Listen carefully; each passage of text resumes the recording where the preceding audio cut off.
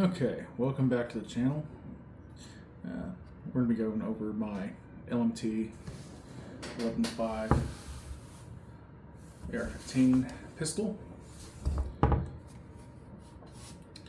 Empty chamber on this guy, no magazine, no brass. So this is a Lmt 11.5 barrel and a standard upper receiver, monolithic upper receiver. With this gun you can change the barrels out by removing this front screw and loosening this rear screw. I believe that's the correct way. I believe that, yeah. So that gives you a continuous Picatinny 1913 rail all the way forward with no gaps, no breaks. This is one piece. Extremely high quality. Quite a few LMTs. I really enjoy them. They make great stuff. Like I said, this is an 11.5. It has a, I guess we'll go from the tip of the butt. This has a Surefire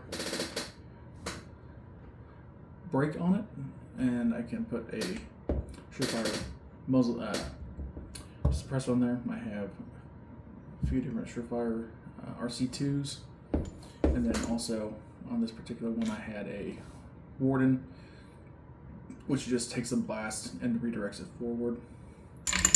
It's also pretty short. I know some guys in restrictive states use these instead of suppressors because they can't have them. Moving back, I have a Mod Light. This is a something.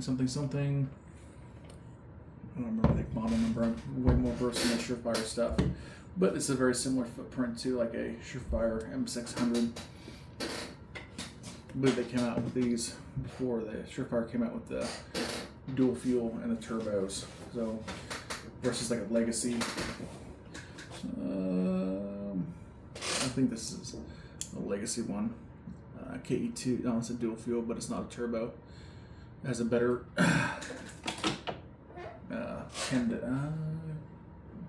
better candela.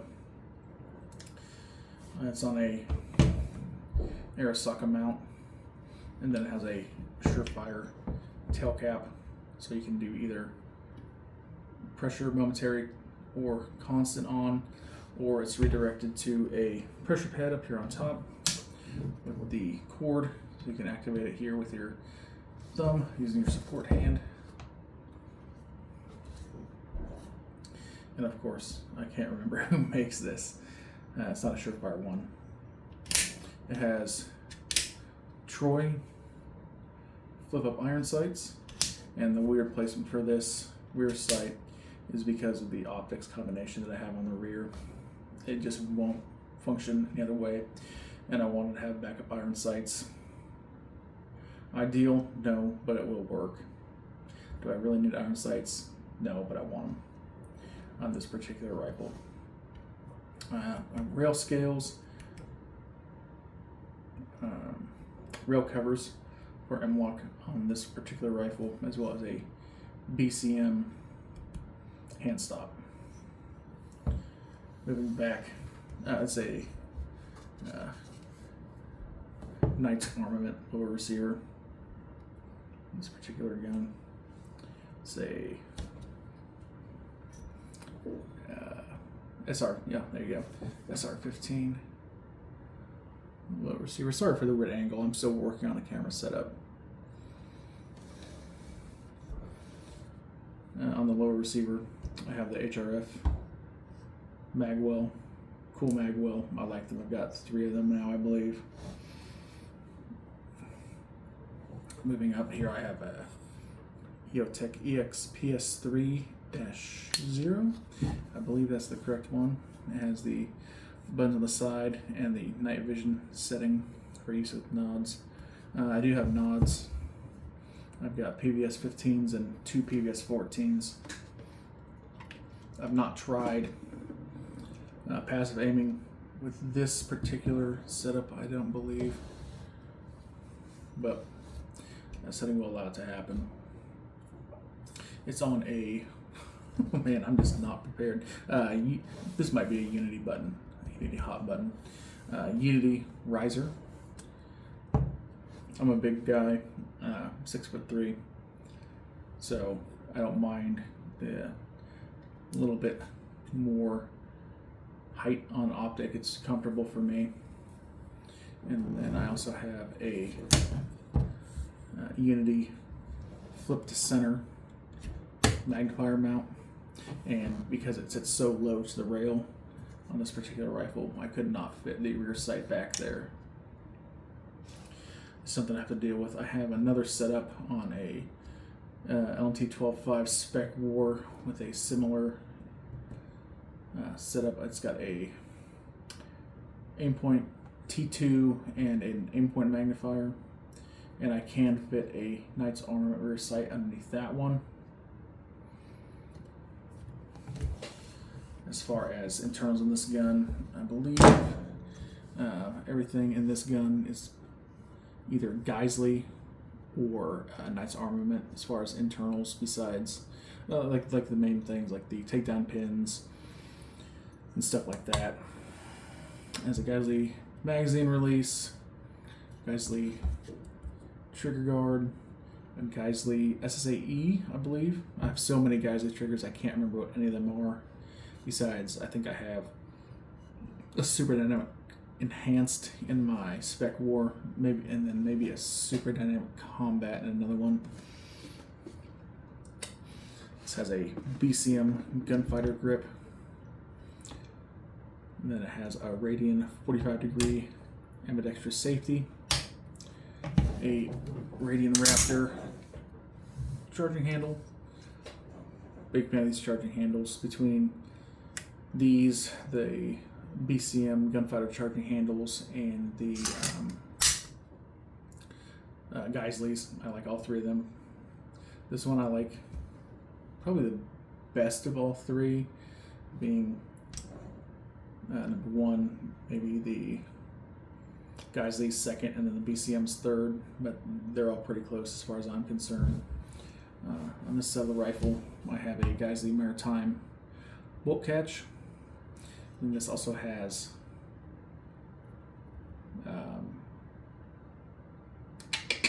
wow, I'm doing super good at explaining stuff.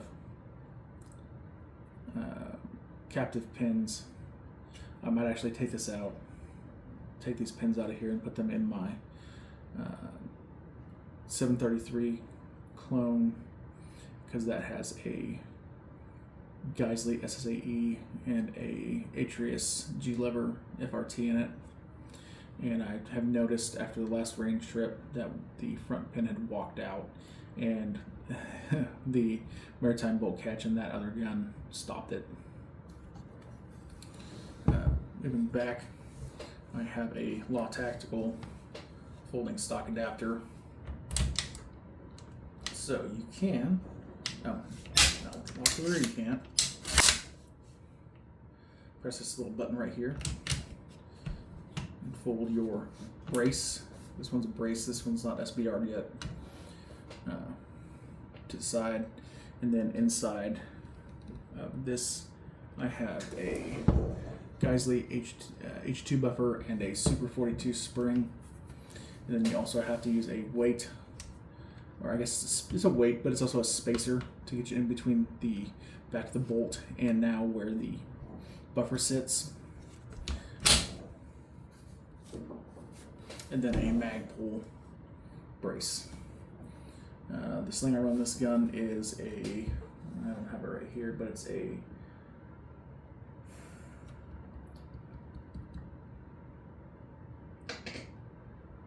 Vickers, I believe, Vickers sling. On the QD sockets, you have QD sockets at the 3, 6, and 9 o'clock positions on the front of the receiver, and then you have them at the 3 and 9 o'clock positions at the rear of the receiver. You also have a QD socket on the bottom of the Law Tactical folder. And then this also has a Lewis Machine and Tool buffer tube with the dry filament coating on it. And these are my favorite buffer tubes. They are a little bit bigger in diameter, as you can see right here. You can see that it's kind of like a step up, and that causes a lot less wobble in your stock, and especially like on it's perfect on a LMT SOP mod stock. There's no movement on those at all. And then like on a CTR or something like that, it's a little bit loose, but of course you have that pressure clamp. You can push down on it, locks it up super solid. This is one of the nicest recoil impulsing or recoiling guns, nicest recoil impulse AR15s that I own. I don't know why that is. I've tried to replicate it in my spec war and I haven't been able to. It could have something to do with like the dwell time and this 11.5 the ammo is shooting. But what I'm thinking now is maybe the fact that you have the little weight in the back of the buffer. I think I can take this apart and show you. Oh, I can't take it apart on YouTube. Hold on. Adds extra weight to the system and maybe slows it down slightly. But it shoots super flat. That recoil impulse is super nice. I like to be able to have all my AR shoot like that, but I'm thinking it's because of that. It's just, no, gotta do it this way. You can't take it the rifle apart like a regular rifle with the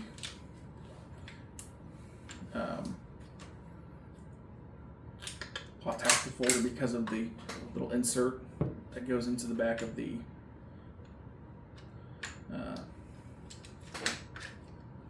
buffer, or I'm sorry, into the back of the bolt carrier group.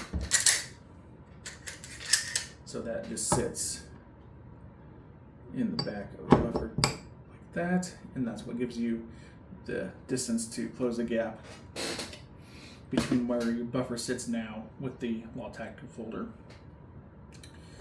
Maybe it has something to do with that. Maybe it's this in combination with the Super 42 spring, because I don't think I have a Super 42 in my spec war. And if that's the case, I might